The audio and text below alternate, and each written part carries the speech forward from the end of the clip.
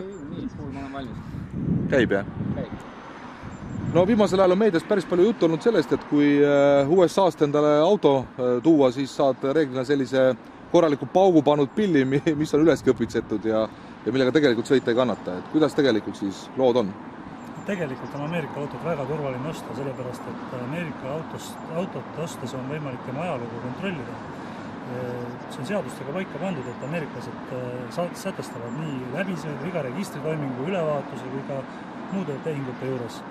Euroopast autot ostes ma võrdleksin seda põrsa kotis ostmisega, sellepärast et adekvaatse kontrolli võimalus tegelikult puudub. Ja loll võib kilikus ka peksa saada. Et tuleks ikkagi valida endale teeninduskoht, samamoodi nagu te endale lapsehoidjat või koduabilist valite ja vaatate, et lähete pöördute sellise müüja poole, keda te usaldate või kellega siis tekib pikema aja jooksul usalduslik suhe. Et enne auto ostmist kontrollige auto tausta. Aga miks siis ikkagi on meedias need teemad üles kerkinud, et kas ikkagi siis on mingeid nii-öelda petiseid, siis, kes seal samast Ameerikas need autosid toovad, mis on avariilised? Alati on hõlptulu püüdjaid.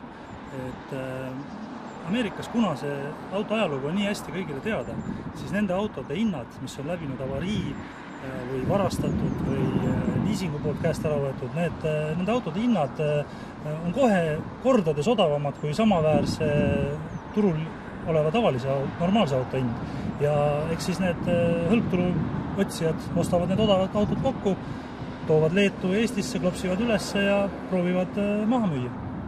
Kuidas? Seda küsid seal. Seda ma küsin seal, jah. Ma arvan, et sa oled nagu selline arvamusliider. Tahtsin küsida seda, et kuidas üldse Ameerika autode müük viimasel ajal läheb, et on ameeriklased jätkuvalt popid eestlaste seas? No aga vaadake, kui palju täna kruisil on osalejaid.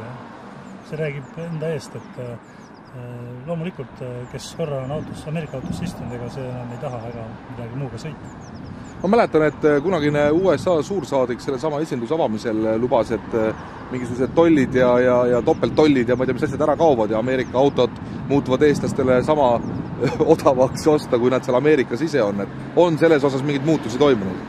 Aga oled ise uudiseid jälginud, et Euroopa Liidu ja Ameerika Ühendriikide vahel käivad taas aktiivsed kaubanduskõnelused ja kui see vabakaubandusleping sõlmitakse, siis lähevad Ameerika autod, ma arvan, et 20% odavamaks Eesti ostele, Euroopa ostele. No selle hea uudisega on paslik lõpetada.